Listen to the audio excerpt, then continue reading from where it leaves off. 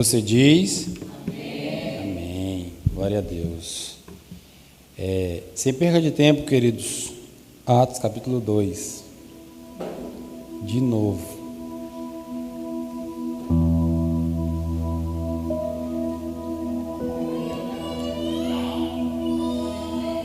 Ou a gente decora esse texto e a gente não aprende ele nunca mais.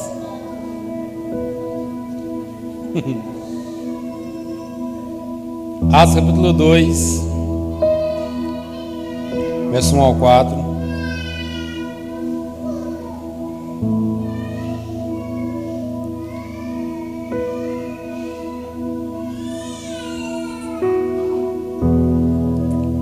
Vamos direto para a palavra.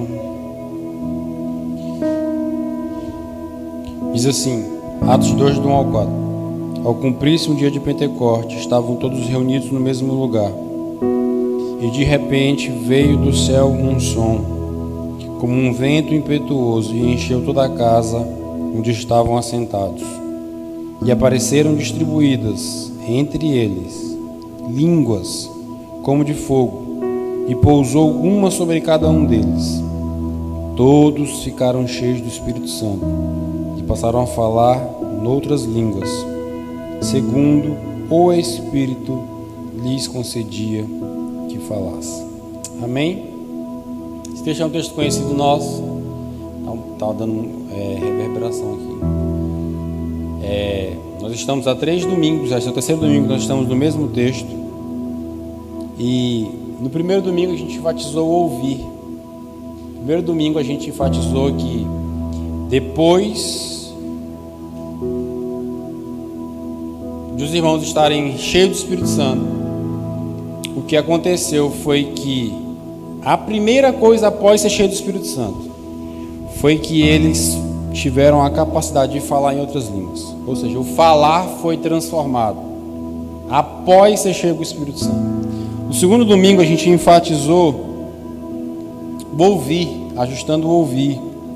E a gente compartilhou que o Espírito Santo, quando foi derramado, veio de repente num som.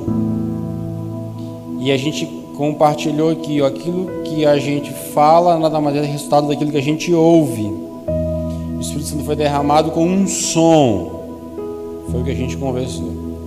E eu queria voltar no verso 2 para partir da reflexão de hoje. O verso 2 diz assim, de repente veio do céu um som. Repita comigo, de repente veio do céu um som. Um som foi o que a gente usou domingo passado. A gente falou do ouvir. Eu queria usar hoje, veio do céu. É o que eu queria abordar com você nessa noite. De repente veio do céu. Se você olhar para o texto, você vai perceber de onde veio o som. Existe um objeto, um instrumento musical muito comum dentro do povo judeu chamado shofar. E é muito comum nas cerimônias o shofar ser tocado. Só que a Bíblia não diz que esse som veio de um shofar. Note que o som veio O som não veio de uma banda musical. O som não veio de um ministério de louvor que cantou uma música. O som veio O som não veio de uma casa que estava sendo construída. E o barulho que se ouviu foi das ferramentas dessa casa. Não era o barulho de serrote, de martelo. Não era isso o barulho. O som veio Vou repetir isso umas 200 vezes hoje. O som veio da onde, gente? O som veio do céu. E eu queria falar com você hoje sobre ajustando a origem. Eu queria te mostrar hoje a importância do céu na nossa vida. Nós precisamos entender de onde precisa partir tudo que tem a ver com a nossa vida. E eu vou te adiantar a conclusão. Precisa partir do céu. Tá bom? Vamos comigo? Gênesis capítulo 2, verso 7.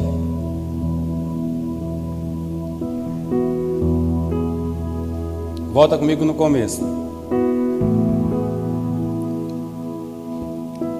Gênesis capítulo 2, verso 7.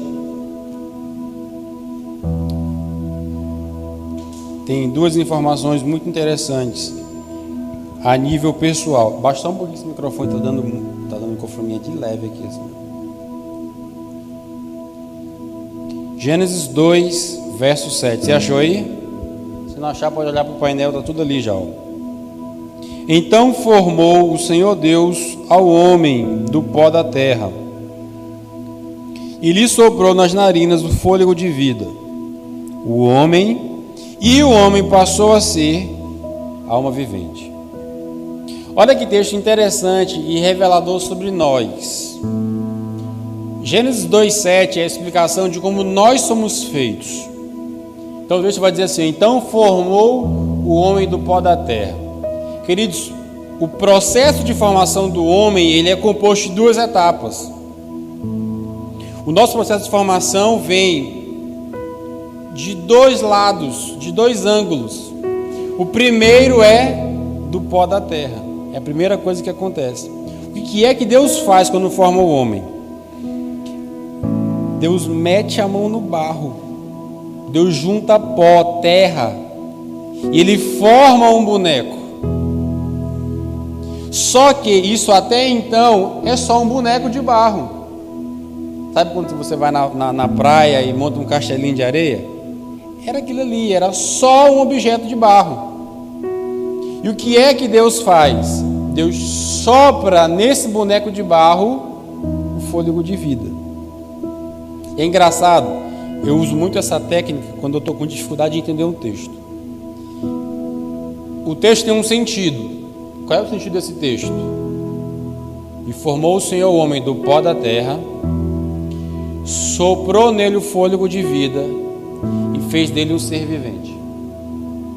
Quando você tiver com dificuldade de entender um texto, lê ele de trás para frente. Ajuda muito. Como é que eu tenho um ser vivente? Eu tenho alguém que soprou fôlego de vida nele. Que antes disso, isso era um boneco de barro. Então você pode entender o texto na ida, pode entender o texto na volta, da mesma forma. É diferente como Deus criou o homem, porque a gente viu no domingo passado que para criar as árvores, Deus faz de um jeito. Deus fala para quem para criar as árvores?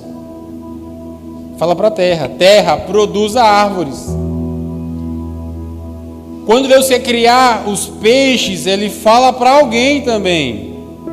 Ele fala para o mar, Ele fala para as águas. Água, produza os seres viventes. Agora, quando Deus vai criar a gente, Ele não fala para nada.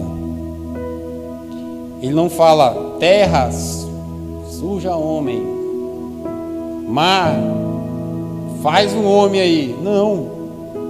Deus vem e mete a mão no barro. Ele diz, façamos. E Ele forma um boneco. Só que um boneco é só um boneco de barro. É a matéria-prima daqui. E Ele sopra no nariz desse boneco. Olha como isso é interessante. Existe uma, eu não sei como é que chama aquilo ali, mas é um objeto que decora a festa de aniversário, por exemplo. Você pega um balão de coração bonito, aquele gravetinho, aquela peçazinha aqui, você encaixa um balão, fica um balão bonitinho assim. O que é isso? Tem nome isso aí? Tem? Suporte de balão, que é uma decoração de festa. Um suporte de balão, o que é um suporte de balão? Ele também é uma junção de duas coisas. Tem um objeto de plástico, um objeto que foi feito, um objeto. Foi botado ar dentro desse objeto. Isso virou um objeto de decoração. Correto? Com o homem Deus fez da mesma forma. Por quê?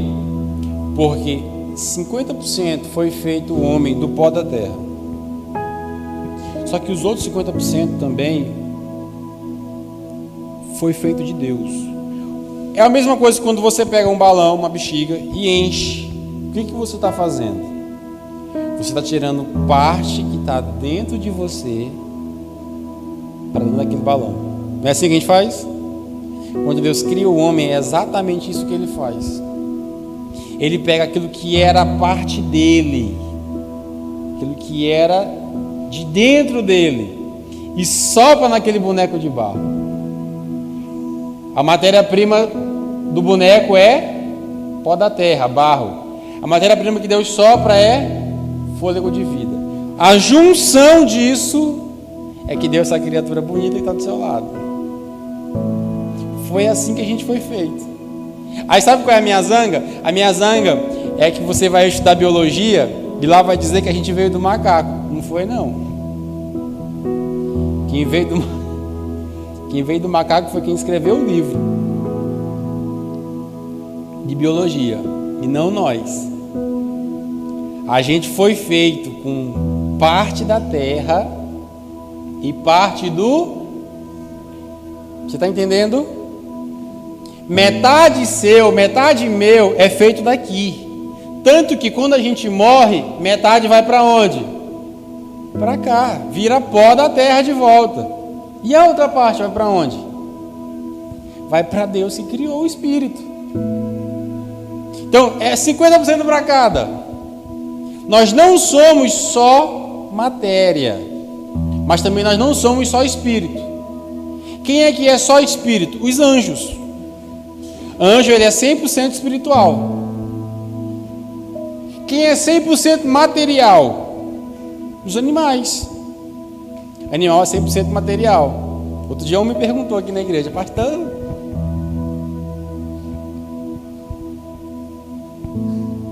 como é que eu falo sem entregar ele?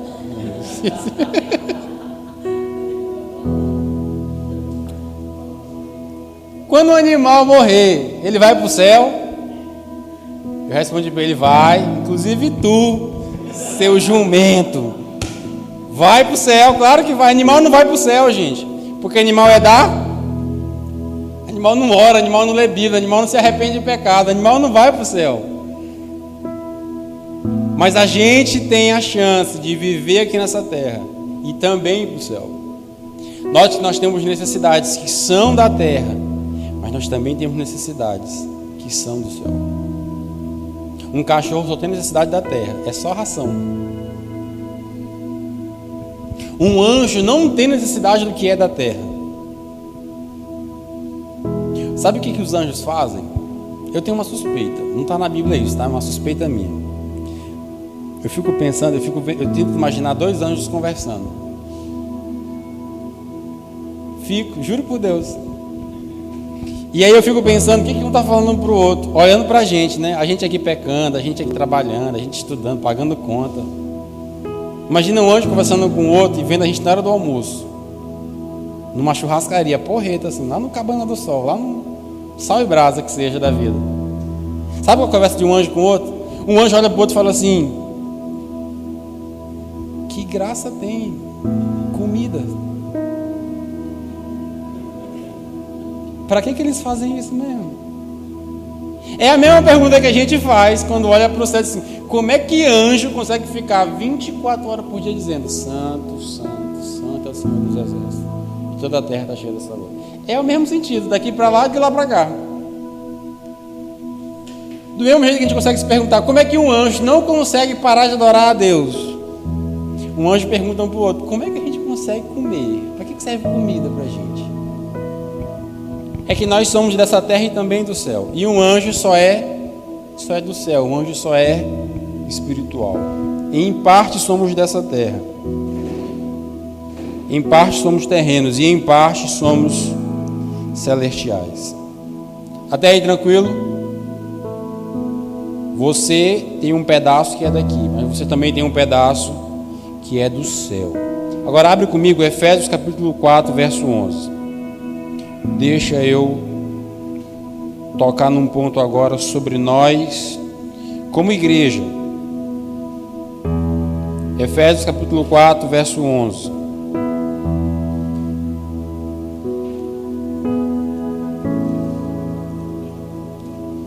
Eu queria aproveitar hoje para estabelecer um ponto de partida sobre esse assunto para a gente. Efésios 4, 11 vai dizer assim: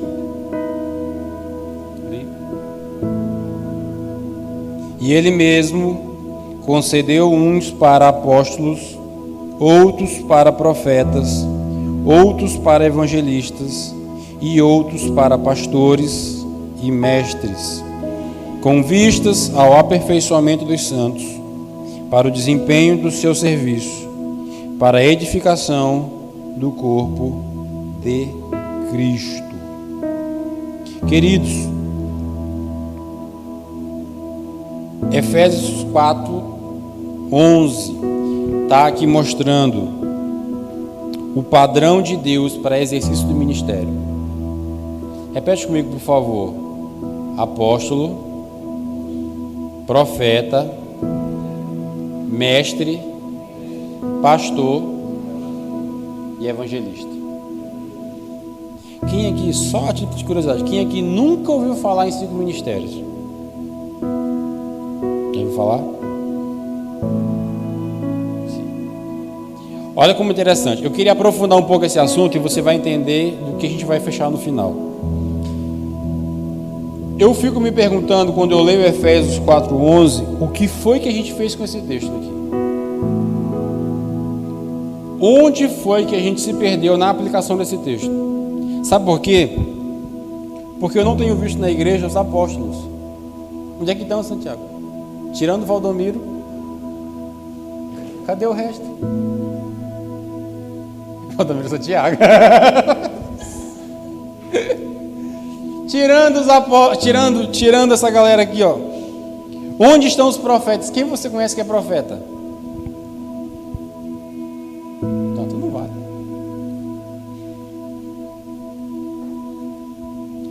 Mestre, cadê os mestres do nosso meio? Gente, eu fico me perguntando como foi que a gente se perdeu para chegar até aqui, em Efésios 4:11, e não encontrar mais isso na igreja. O pastor a gente encontra, é verdade. Mas, e os evangelistas a gente não encontra mais. Cadê os evangelistas? E eu queria estabelecer algo com você essa noite. Por quê? Porque Paulo está mostrando para a igreja de Éfeso e para a igreja do corpo de Cristo que existe um padrão para exercer o governo da igreja. Para uma igreja funcionar, para uma igreja ser liderada. Essa liderança não pode ser singular. Essa liderança precisa ser plural. Se você for numa igreja que só uma pessoa manda, que só uma pessoa fala, que só uma pessoa direciona, que só uma pessoa resolve tudo, sai dessa igreja, porque tem uma coisa errada. Isso não é uma igreja saudável. Porque uma igreja saudável, Jesus estipulou que ela funcionasse no plural e não no singular. Jesus foi a única pessoa que funcionou dentro dos 5 ministérios. Jesus foi apostólico, Jesus foi profético, Jesus foi mestre, Jesus foi evangelista, Jesus foi pastor. Todos eles. Mas depois que ele sobe para o céu e deixa o Espírito Santo faz uma salada, ele espalha tudo. Ele deu uns para apóstolos, outros para profetas, outro para mestre, outros para evangelistas, outros para pastores. Não existe hoje na terra mais esse ser humano que ele é 5 em 1. Principalmente quando essa pessoa lidera uma igreja. Não existe mais isso. Hoje, a liderança de uma igreja precisa ser compartilhada, repartida.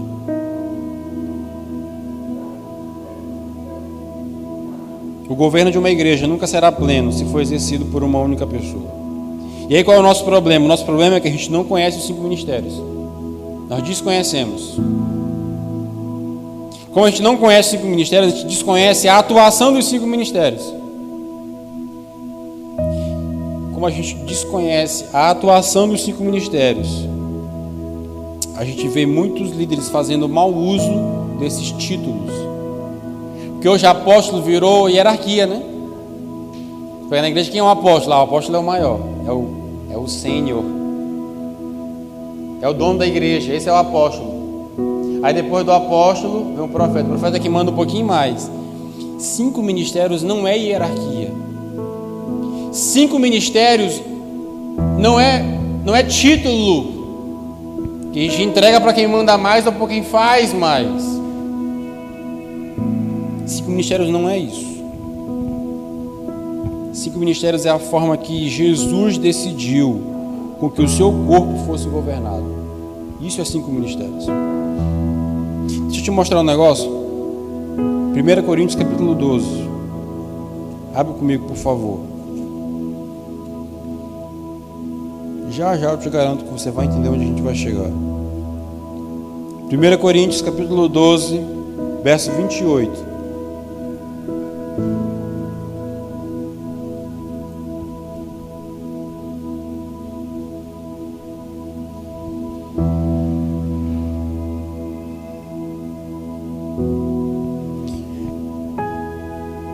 Diz assim: a uns estabeleceu Deus na igreja, primeiramente apóstolos, em segundo lugar profetas, em terceiro lugar mestres, depois operadores de milagres, depois dons de curar, socorros, governos, variedade de línguas.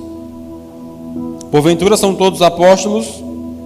Ou todos profetas? São todos mestres? Ou operadores de milagres? Têm todos dons de curar? Falam todos em outras línguas? Interpretam-nas todos? Entretanto, procurai com zelo os melhores dons. Queridos, 5 ministérios, a figura que a gente muito usa é a da mão. Concorda comigo que existe uma diferença entre mão e dedo? Dedo é isso aqui. Mão é isso aqui. Olha como é interessante. Um dedo não substitui uma mão. Um dos ministérios não substitui todos os outros. Quando a Bíblia fala para a gente que na liderança da igreja são 5 ministérios, só apóstolo não lidera a igreja, só profeta não lidera a igreja, só pastor não lidera a igreja, só evangelista não lidera a igreja. Sozinho não existe exercício bom de liderança. Agora olha como interessante, nesse texto, o que Paulo faz? Ele estabelece uma prioridade que está relacionada com as esferas do sobrenatural que corresponde a cada ofício. Cada ofício desse tem uma ligação sobrenatural da parte de Deus para a gente. Cada ofício desse tem uma ação sobrenatural da parte de Deus. E eu queria te mostrar um negócio. Tem uma figura, tá aí, tá ok a figura? Deixa eu te mostrar um negócio com essa figura, para que você entenda um pouco melhor.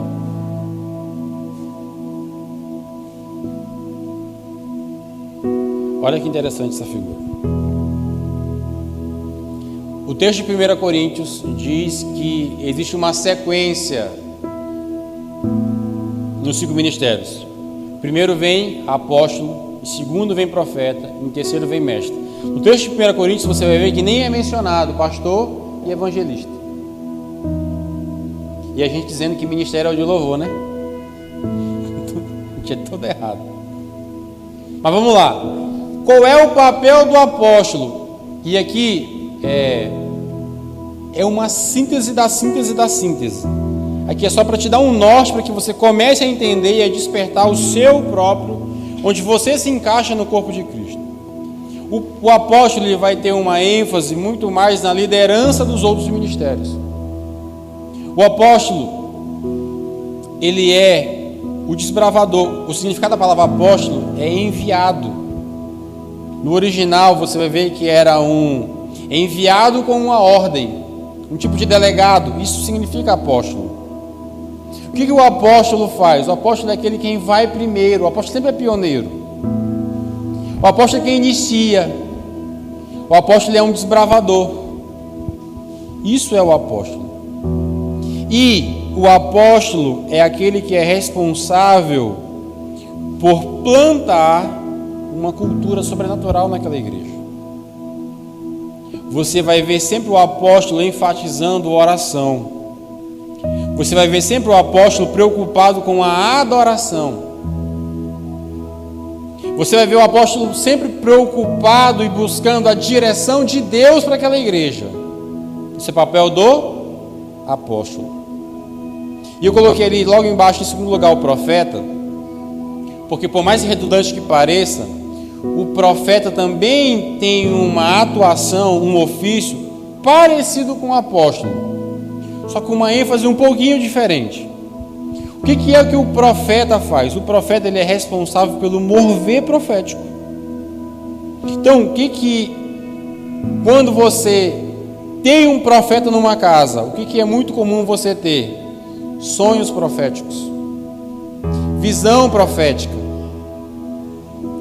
palavra profética. Você tem um louvor profético.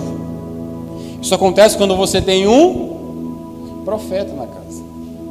É o profeta que levanta e vai dizer assim: assim diz o Senhor, eis que vejo uma mulher do teu lado, casarás esse ano. É o profeta que fala uma parada dele. Calma. É o profeta que faz isso. É o profeta que vê o anjo, é o profeta que vê a chama de fogo. Percebe? A ênfase está bem aqui, ó. A ênfase do apóstolo e do profeta está mais no céu.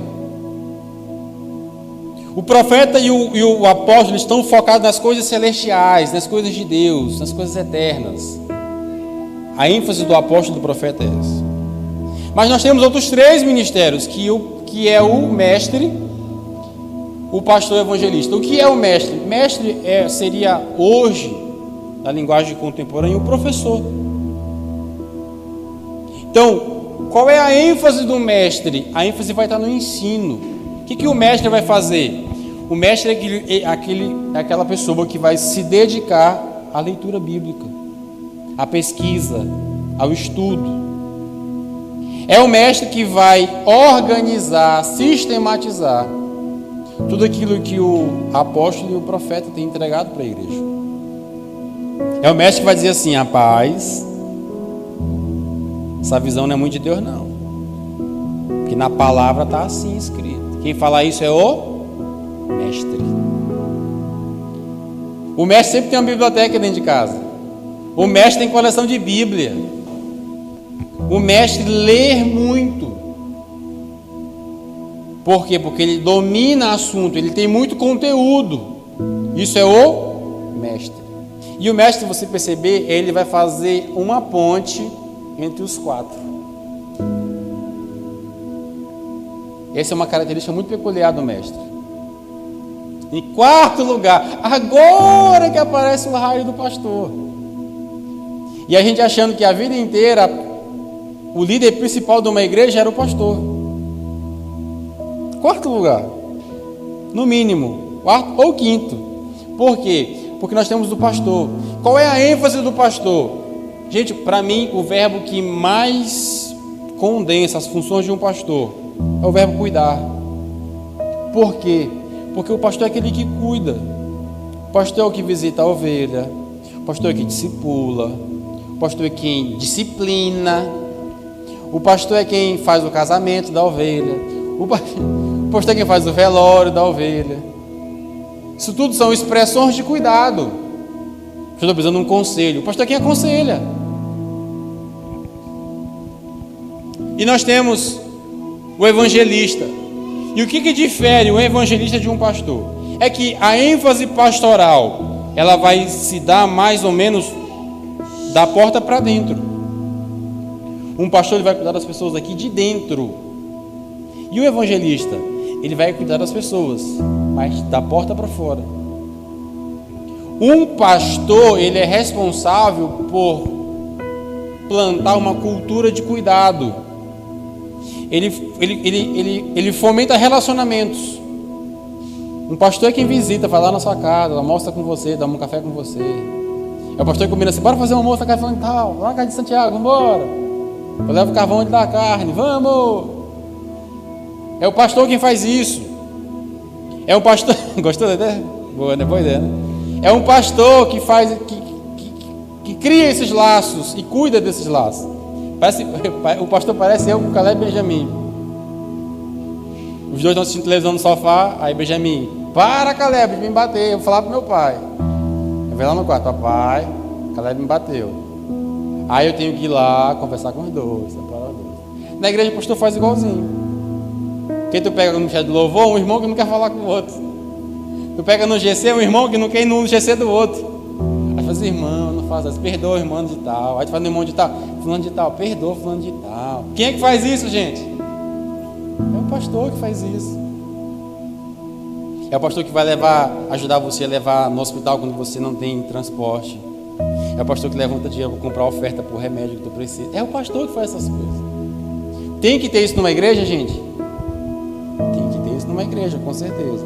E o evangelista, quando é que ele vai fazer isso? O evangelista, ele vai focar no crescimento da igreja, no sentido de trazer as pessoas de fora para dentro, no sentido de levar o evangelho para quem não conhece o evangelho. E é muito interessante que eu conheço alguns evangelistas que eles são especiais, porque eles conseguem comunicar a mensagem de uma maneira ímpar. Evangelista específico tem chave específica para a palavra específica. Tem gente que tem uma graça para ministrar só para jovens. É incrível. Tem gente que tem uma graça de Deus para ministrar lá no morro, na favela, aonde o capitão do BOP não sobe. Um evangelista sobe com o cabelo bem no braço assim, ó. Vou pregar a palavra. E ele sobe. E ele prega. E ele ganha o traficante para Jesus. Como é que as coisas começam a se encaixar? Porque o evangelista vem, ganha a pessoa e traz para quem cuidar? O pastor cuidar. E o pastor vai alimentar essa ovelha com aquilo que o mestre ensinar. E os três vão funcionar de acordo com o que receberem do profeta e do apóstolo. Perceba que isso aqui, na verdade, não é só uma ordem, é um fluxo que funciona não de baixo para cima, mas de cima para baixo. É do céu para a terra e não da terra para o céu.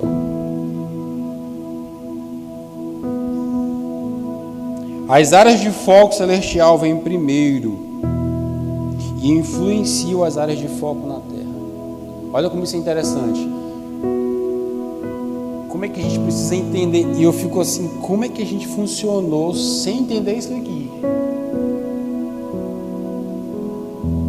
Por quê? Porque não é... A gente se dedicou muito... Lembra do GC de ensino que a gente fazia? Era uma aula de 1 hora que a gente dava. Bom, muita gente aprendeu muita coisa. Nós nunca falhamos no cuidado. Nós nunca falhamos no discipulado, na visita. Sempre teve isso. Nós fizemos bem pouco ações evangelísticas porque a gente nunca se sentiu seguro para fazer. A gente sempre disse, não está no tempo. Vai chegar o tempo de fazer uma ação evangelística, uma ação social. Mas a gente sempre pecou no apostólico e no profético. Sempre. Não entendendo o ciclo ministério, nós pecamos nisso aqui. Porque a gente enfatizou demais as pessoas. Nós acabamos esquecendo o céu. Não identificar apóstolos e profetas é não viver uma cultura de sobrenatural dentro da igreja. Muito cuidado com as pessoas e com o estudo. É mirrar a ação sobrenatural de Deus na nossa vida. E eu fico perguntando, Deus, por que a gente não vê milagre? Por que a gente não vê uma cura? Por que a gente não vê um anjo? Por que nada sobrenatural acontece com a gente? E eu não estou falando de igreja dos outros, tá? Estou falando da nossa. Está aqui a resposta. Nós não entendemos 5 ministérios. E nós anulamos a figura do apóstolo e do profeta. Sendo que são eles que estão focados no céu. E é eles que trazem do céu a cultura do sobrenatural que vai invadir a terra. Nós estamos fazendo errado. Eu quero muito, junto com você, passar a fazer o certo.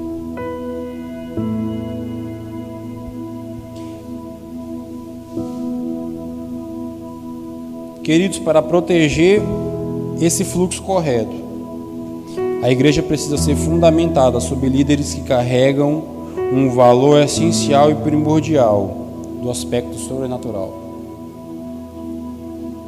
É triste ver uma igreja que ela é liderada só por um pastor. É uma igreja muito humana. É uma igreja que tem muito churrasco e pouca oração. Muita resenha, pouquíssima oração. Uma igreja que é liderada por um evangelista. Não para ninguém nessa igreja. É igual um túnel. O tamanho que é a entrada e o tamanho da saída. Porque é uma igreja muito boa em ganhar, mas não em tratar essas pessoas e cuidar, para fazer com que elas amadureçam. Uma igreja que é liderada por um mestre. É uma igreja boa apenas e simplesmente na palavra. Que é bom, não é ruim. Mas não é só isso, gente. Nós precisamos de homens e mulheres no nosso meio que tenham um ofício apostólico e que tenham um ofício profético no nosso meio. E eu quero acreditar que eu estou falando com profetas, com apóstolos aqui nessa casa. Do fundo do meu coração, eu quero uma cultura de sobrenatural para a gente. Um dos problemas que acontecem quando você não tem a figura do apóstolo e do profeta, você tem um desequilíbrio entre conhecimento e experiência. Se você olhar para essa tela, você vai prestar atenção que do mestre para baixo você vai lidar com a Bíblia e com as pessoas. Concorda que não precisa de muito esforço para fazer isso? A gente consegue fazer. A gente sabe, me assusta, a gente consegue fazer um culto sem a presença de Deus. A gente consegue fazer orações, fazer vigílias, turnos de mergulho, sem nenhuma manifestação sobrenatural de Deus. Isso é assustador. Ou seja, a gente fica muito bom no conhecimento, porque a gente leu muito, a gente já conhece as pessoas. Mas sabe o que a gente fica ruim? Na experiência. E o equilíbrio vai estar na relação entre os dois, em conhecer bem, mas em experimentar bem também. Nós precisamos experimentar o sobrenatural da parte de Deus para a gente.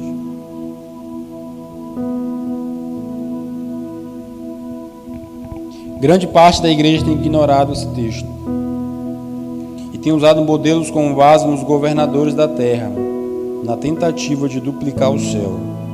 Mas apenas o modelo do céu pode reproduzir o céu na terra. Quer ver um negócio? Rapidão. Deixa eu te mostrar 3 textos. Efésios 2, 17 e 22. Me ajuda aí, Aldo, ligeirão, para te ganhar tempo. Efésios 2, 17 a 22.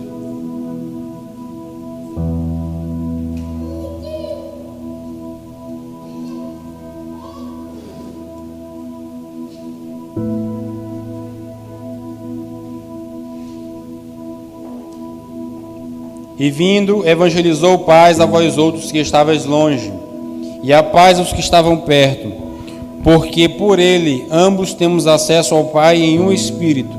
Assim já não sois estrangeiros e peregrinos, mas concidadãos dos santos, e sois da família de Deus. Até aí o que esse texto está afirmando. Jesus veio, colocou paz entre nós e nos conectou a uma família. Qual é a família? Família de Deus. Agora olha o que o verso 20 vai dizer. Edificado sobre o fundamento dos apóstolos e profetas, sendo ele mesmo, Cristo Jesus, a pedra angular. Ou seja, olha o que o texto está dizendo. A família de Deus está estabelecida em um fundamento. Qual é esse fundamento? o fundamento dos apóstolos e dos profetas. Nós não podemos falar sobre igreja e tirar o fundamento. Nós não podemos querer ser uma igreja sem o fundamento apostólico, sem o fundamento profético. Vai dar ruim. Olha interessante, Tiago 3,13.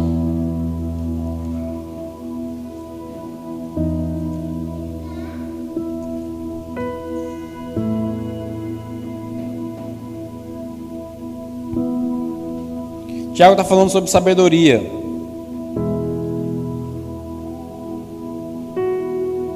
Vai dizer assim, ó: quem dentre vós é sábio e inteligente, mostre em mansidão e em sabedoria, mediante com digno proceder, as suas obras. Se pelo contrário tendes em vosso coração inveja, amargura e sentimento faccioso, nem vos glorieis disso, nem me entrais contra a verdade. Esta não é a sabedoria que desce lá do alto. Olha que interessante. Esta não é a sabedoria que desce lá do alto. Antes, é terrena, animal e demoníaca. Pois onde há inveja e sentimento faccioso, aí há confusão e toda espécie de coisas ruins. 17. A sabedoria, porém, lá do alto, é primeiramente pura, depois pacífica, indulgente, tratável, plena de misericórdia e bons frutos, imparcial e sem fingimento. Ou seja, de onde é que a sabedoria é boa? É a do céu, é a que vem do alto. Só que onde é que a gente busca a sabedoria? É no curso, é na faculdade, é na família. Só que a Bíblia está dizendo que a prioridade é o céu. Quer sabedoria? Vem do alto. Deixa eu te mostrar uma outra coisa interessante. Mateus 16, 23. Quando Jesus estava prestes a ser crucificado, ele reúne os discípulos e fala isso para os discípulos. Pedro chama Jesus à parte e diz assim: Jesus, não, morrer não, Senhor. Pelo amor de Deus, não faz isso com a gente. Esquece esse negócio de morrer. Não morre não. Aí Jesus dá uma resposta para Pedro, que a gente conhece muito. Jesus chama Pedro de anjo, diz assim: mas Jesus, voltando-se, disse a Pedro: arreda Satanás, tu és para mim pedra de tropeço. Agora olha como Jesus complementa a resposta. Porque não cogitas das coisas de Deus, mas sim dos homens. Olha o tapa que Pedro pegou, foi um Hadug, filho da mãe assim, ó, de Jesus. Por quê? Simplesmente porque estava focado naquilo que era humano, terreno. Não, Jesus, não morre não. Pegou um Satanás na venta, sai daqui, diabo. Por quê? Porque Jesus estava focado naquilo que era do céu. No fundo, gente, Jesus só fez o que fez porque era focado nas coisas do céu. O nosso padrão de convívio e harmonia é o céu. O nosso conjunto de valores vem do céu. Tudo que é verdadeiro vem do céu. Tudo que é eterno vem do céu. Jesus, quando ensinou os discípulos a orar, ele diz assim, ó: Pai nosso que estais, santificado seja o vosso nome.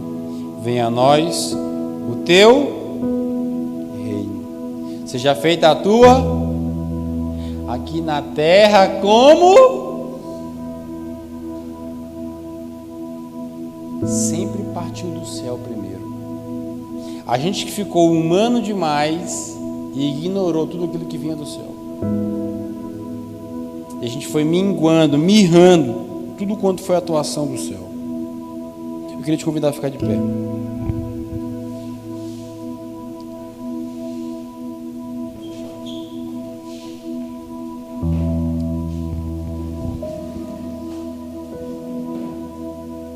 Eu estou lendo um livro. Pense num livro desafiador, pequenininho, porque tarda o pleno avivamento. Tu é louco. Quem fez o prefácio desse livro foi A.W. Tozer. E Tozer fala assim no começo: esse livro pode te provocar duas reações. Ou você, após ler, vai jogar ele no chão e ficar com raiva, ou você vai dobrar o seu joelho e vai orar arrependido. Gente, R$30 só o livrozinho. Compra pra você ver. Tiver de homem, compra pra tu ver. Muito bom. Porque tarda o pleno avivamento. Porque tarda o pleno avivamento, de Leonardo Ravenhill. E Ravenhill tem uma frase que eu anotei aqui, um texto, um pedacinho. Ele diz assim, ó: alguém já advertiu que não devemos estar tão envolvidos com o céu a ponto de sermos totalmente inúteis na terra. Se há um problema com esta geração, que esta geração enfrenta, não é esse. A verdade nua e crua é que estamos tão envolvidos com a terra que não temos nenhuma utilidade para o reino dos céus.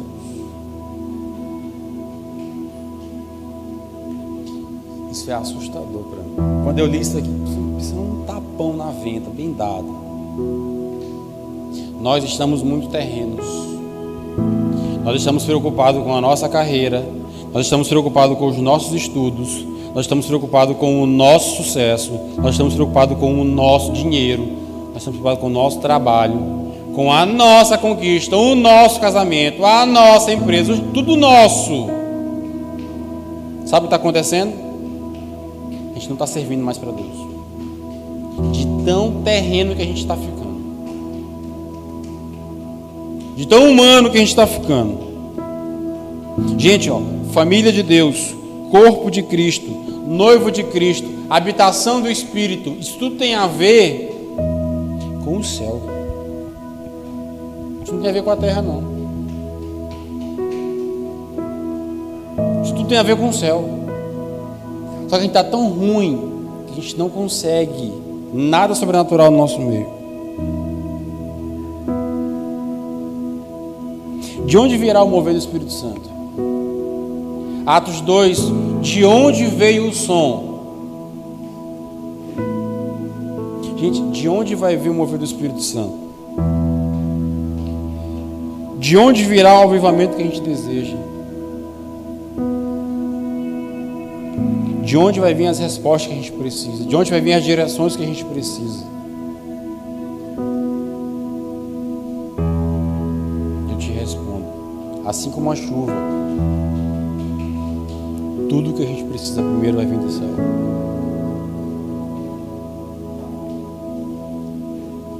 Assim como a chuva, tudo que nós precisamos vai vir do céu. Próximo domingo, nós vamos falar, se Deus permitir, sobre onde está o poder. Eu queria te introduzir esse assunto para que você entenda primeiro como uma liderança de uma igreja, como uma igreja não funciona só com uma pessoa, mas com no mínimo 5 ofícios, ministérios. Mas mais do que isso, nós precisamos dessa cultura sobrenatural. E me choca eu falar tudo isso que a gente vem falando e você não tem reação nenhuma.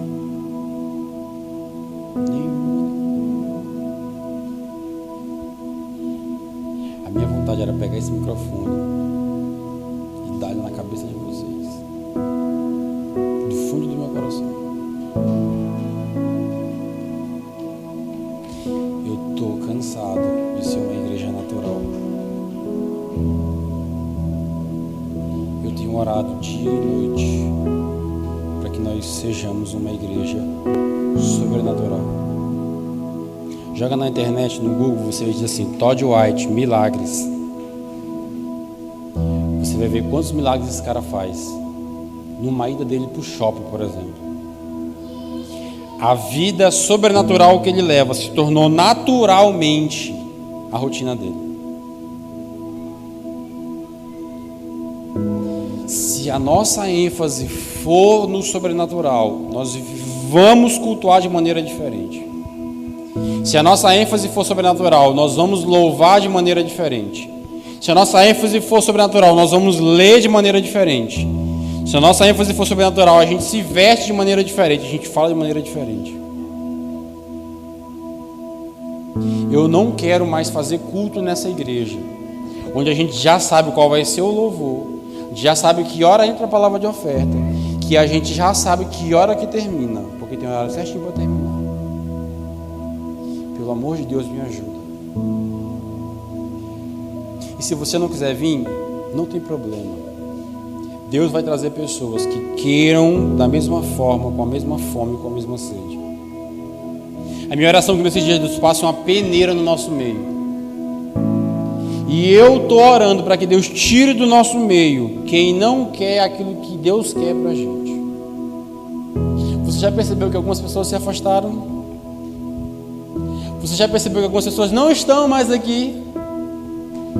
Não se assuste, isso é resposta de oração.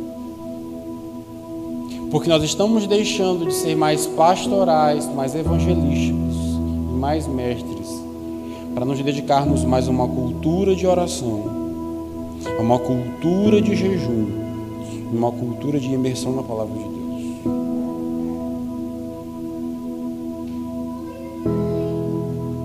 Rivi Hill tem uma frase, eu não sabia que era dele essa frase.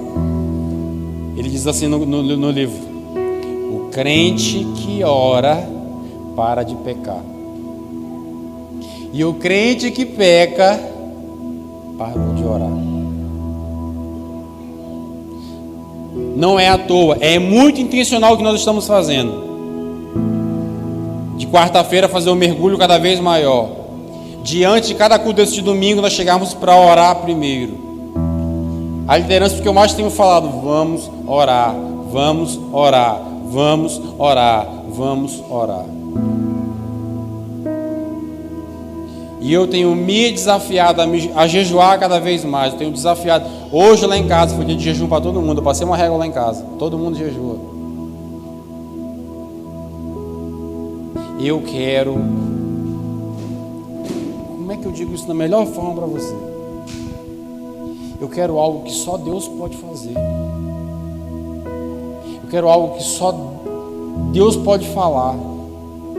Eu quero ver aquilo que só Deus pode mostrar, gente. Isso é sobrenatural. Não é discurso. Eu quero começar a ver gente curada aqui no nosso meio. Pensa comigo, como isso glorifica a Deus. Um camarada entra aqui de cadeira de roda e sai levando a cadeira de roda dele. Eu quero ver curas no nosso meio. Eu quero ver dons de profecia, dons de revelação, sonhos proféticos. Eu quero palavras de conhecimento. Eu quero discernimento de espíritos. Só que Deus precisa nos amadurecer para que a gente consiga chegar a esse nível de caminhada. Deus não entrega coisa grande para gente pequena. Deus não entrega coisa séria para menino.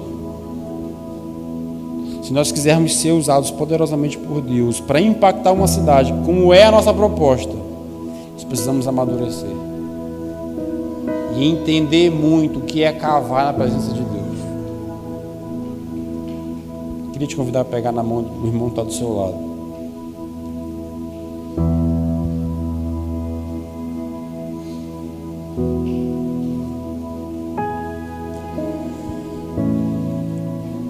Fecha seus olhos, curva sua cabeça. Eu queria te desafiar a orar por isso.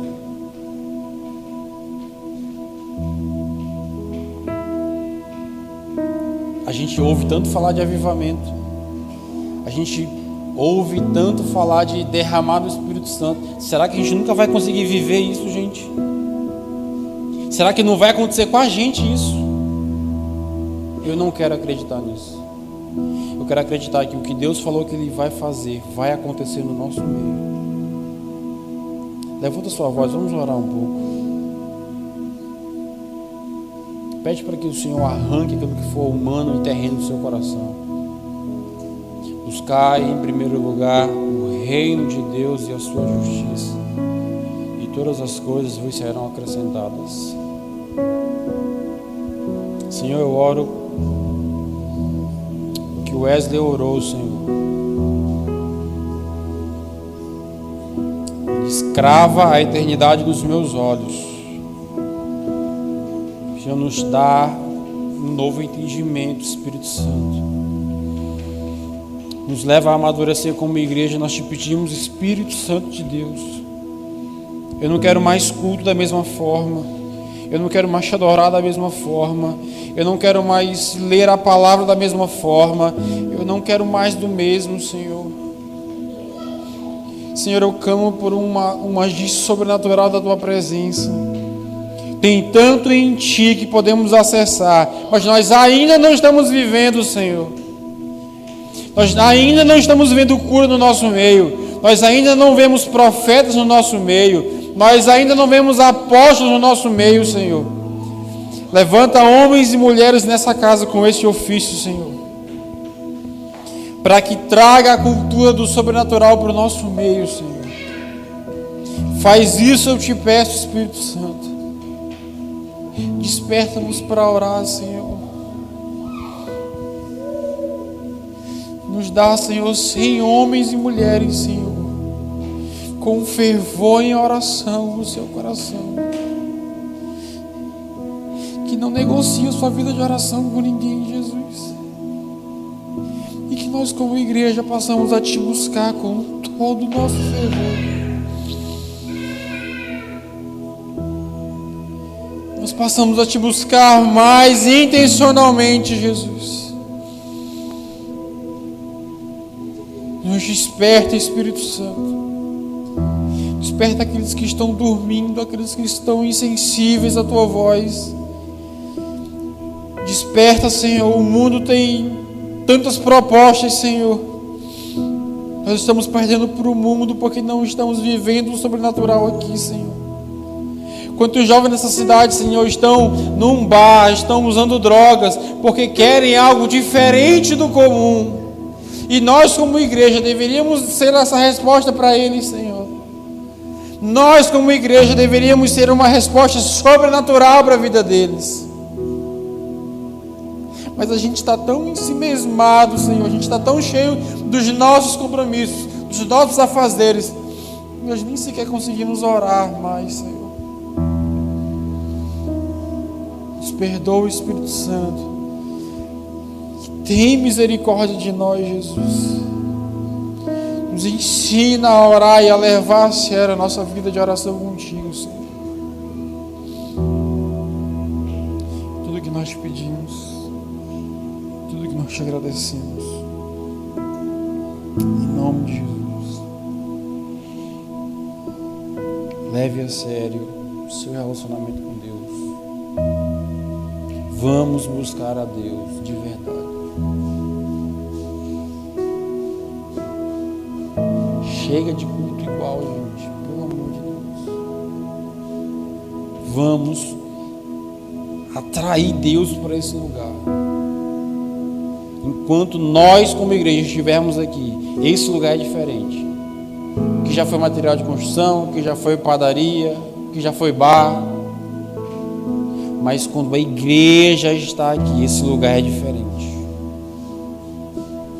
Eu quero toda reunião atrair Deus para esse lugar. E aonde eu for, eu quero levar Deus comigo nessa cidade. Domingo que vem a gente continua. Que o Senhor te abençoe e te guarde. Que Ele faça resplandecer sobre ti o teu rosto. Que de ti Ele tenha misericórdia, que Ele te dê uma semana sobrenatural. Em nome de Jesus, a igreja diz. Dá um abraço em 10 pessoas aí.